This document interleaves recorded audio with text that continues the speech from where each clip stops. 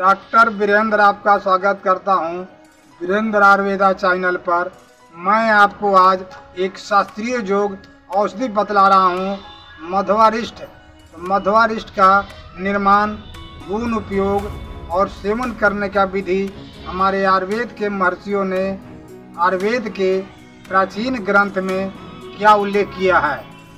तो निर्माण में कौन कौन सी औषधियाँ डालकर निर्माण किया गया है, तो मैं आपको सर्वप्रथम जो है शहद ले लीजिए, जल ले लीजिए, बायोबिडंग ले लीजिए, पीपल ले लीजिए, वंशलोचन ले लीजिए, नागकेसर ले लीजिए, काली मिर्च ले लीजिए, दालचीनी ले लीजिए, इलायची ले लीजिए, तेजपात ले लीजिए, कचूर ले लीजिए, सुपारी ले लीजिए, अतीस ले लीजिए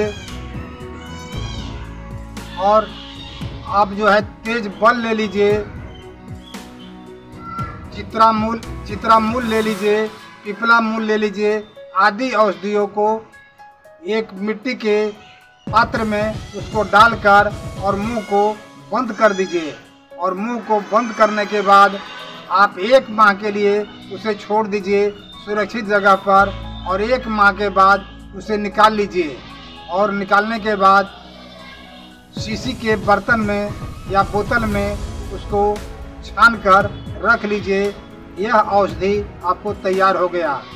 इस औषधि का सेवन जो है आपको भूख का ना लगना, भोजन का ना पचना, खट्टी ढकारे आना, जी मिचलाना, कभी कभी सुबह में, कभी कभी शाम में या कभी कभी रात्रि को भोजन ना करने की इच्छा होना, पेट जो है भारी रहना, पेट में दर्द होना, पेट में गुगाहट होना, आपको इस तरह के जो लक्षण मिलते हैं, आपको इस औषधि के सेवन करने से सदा के लिए नष्ट हो जाते हैं।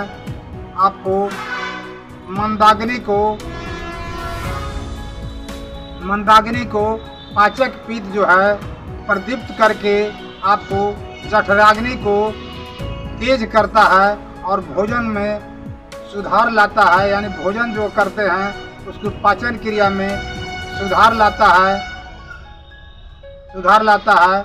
और यह औषधि जो है बहुत अच्छा है। उदर रोग के लिए यह औषधि सर्वश्रेष्ठ है। मंदाग्नि को दूर करके या मंदाग्नि से जो रोग उत्पन्न होते हैं, जैसे पांडु रोग, ग्रहणी रोग, इसको भी सदा के लिए समाप्त कर देता है। यानी मंदाग्नि को इस औषधि के सेवन करने से मंदाग्नि जो है नष्ट हो जाता है। अधिक पदार्थ के सेवन करने से मनुष्य के शरीर में चर्बी या मोटापा हो जाने से आपको चलने में या फिरने में दिक्कत महसूस होता है या परिश्रम करने में दिक्कत महसूस होता है। इस अवस्था में अगर इस औषधि के सेवन करने से चर्बी या मोटापा जो है समाप्त हो जाता है। और मंदाग्नि ये और विषमाग्नि को विकार जितने हैं, यानी मंदाग्नि से, विषाग्नि से जो विकार उत्पन्न होते हैं वो सदा के लिए समाप्त हो जाते हैं। और आपको हृदय रोग में भी इस औषधि के हम सेवन करते हैं, बहुत अच्छा लाभ मिलता है।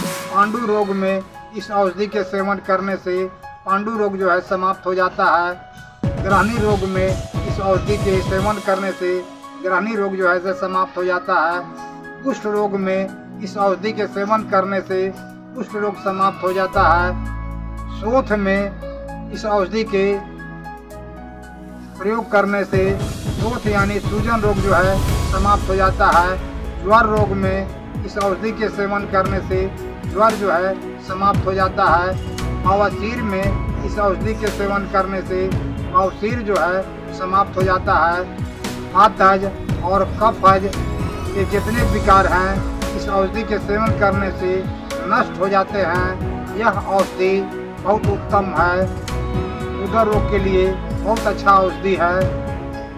और इसकी मात्रा जो है 30 ml दवा ले लीजिए, 30 ml पानी मिलाकर दिन में भोजन के बाद इसको सेवन कीजिए। फिर रात्रि को इसी तरह सेवन कीजिए। और इस वीडियो देखने के लिए मैं आपको धन्यवाद दे रहा हूँ। जय धन्वंतरी। जय।